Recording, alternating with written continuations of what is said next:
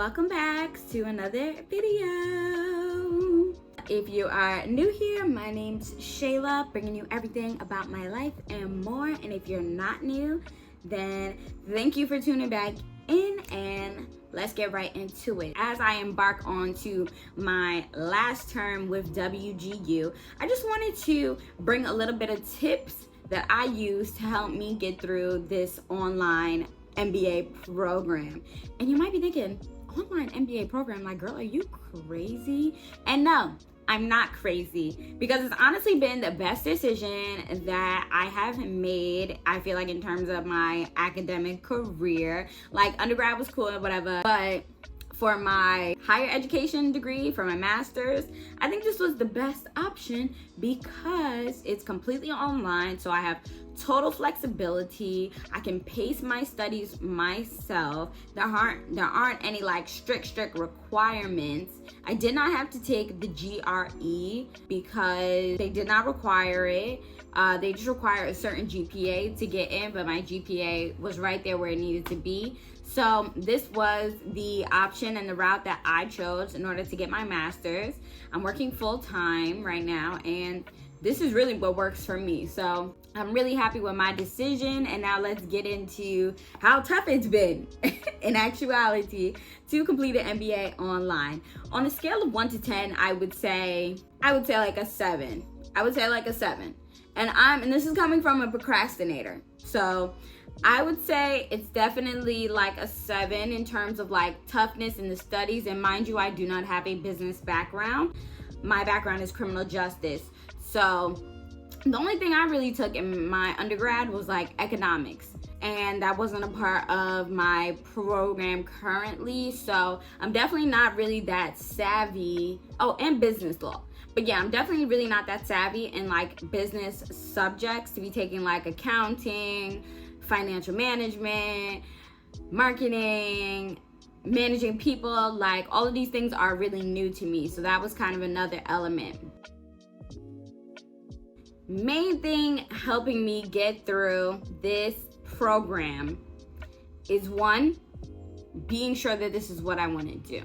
I may not have been sure that I wanted to go the MBA route, or if I wanted to go for a MS in criminal justice, or if I wanted to just go straight to law school, you know what I'm saying? But the bigger picture goal was that I knew I wanted to complete a higher degree than what I currently have, and that has been motivating me to make sure that I complete this. You know, I started something, I don't want to just like quit on it. So that has been giving me that motivation to keep going. So I would say the main tip is just being sure that higher education is something that you want to pursue, because it's not going to be easy. You know, it may be easier for some if you have some background knowledge or something like that, but just overall, being in school, studying, learning new material, applying it, it's not a walk in the park. So I would say the main thing that has helped me is just being sure that this is something that I want to do. Tip number 2, have some form of schedule. And it can be chaotic, but in a sense, you need to be on some form of schedule, because nobody's holding your feet to the fire, making sure you're getting this work done. It really does fall all on you. Now with WGU, you do have your course instructor and you do have your course mentor. Your course mentor calls you once a week for your first term. Then for your second term, he calls you every 2 weeks. After your second term, he checks in here and there. He doesn't call anymore. He'll send you emails, he'll text you, you know, checking in, but he's not holding your feet to the fire being like, okay, you have to complete this, you have to complete this, you have to complete this. It's not that. So it really does fall on you to make sure you're getting your work done. So having some form of schedule will help you, even if it's as little as, okay, I want to complete this reading by this date, or this reading by this date, or I know I have to take my practice assessment by this date in order to be ready for the test. You have to, in your mind, be on some form of schedule. Or if you're more strict, okay, I'm going to study 1 hour a day every weekday in order to make sure I can complete this course. You have to be on some type of schedule in order to hold yourself some form of accountable to make sure you're getting the work done.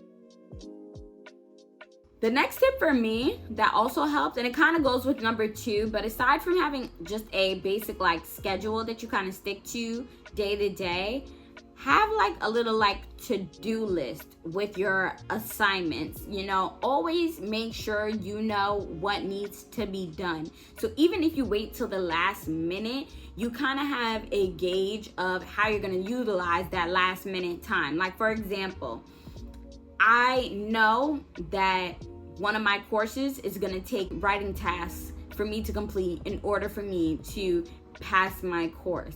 So because I know that, and I know it's not just 1, it's not just 2, it's 3.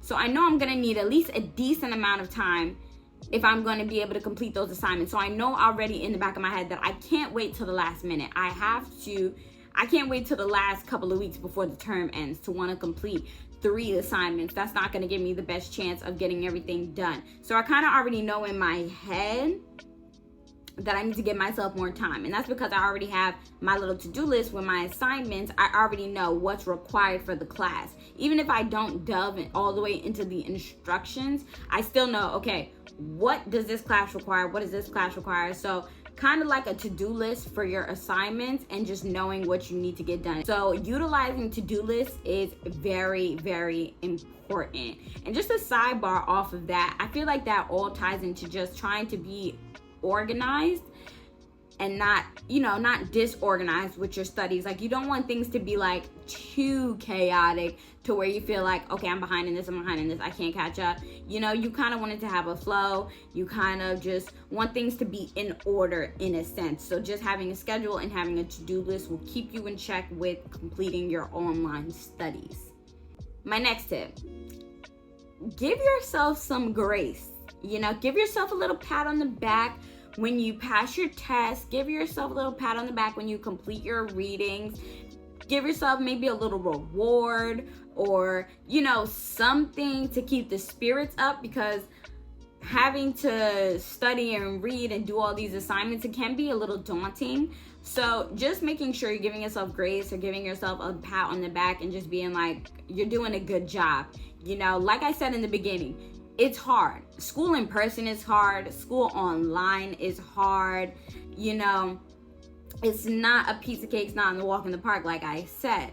So for you to be taking that next step and pursuing higher education, that's a great thing. So if you're completing things, even the little things, give yourself a little pat on the back or a little reward. Don't just wait till you complete to be like, oh God, thank God it's over. Thank God I'm done. And maybe I'll take myself out to dinner or something like that. Like, no.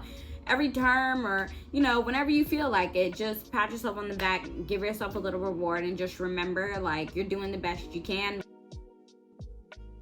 And last but not least, my last tip. When you are studying, you cannot have distractions. There are a lot of ways you can eliminate your distractions. And by this, I mean, this could be your apps on your phone.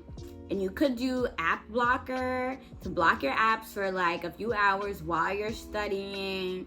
This is the TV. This is, I would say, music too.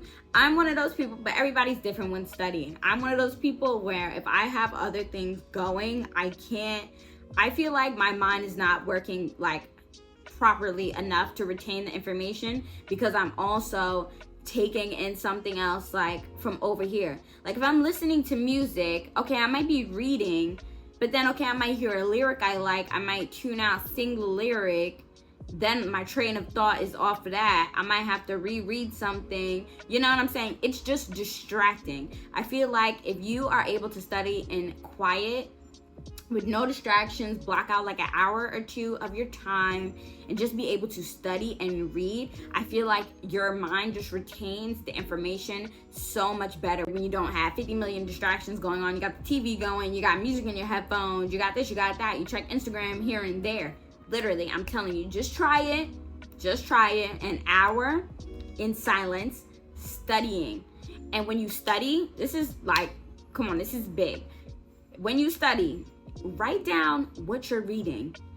Take notes while you read.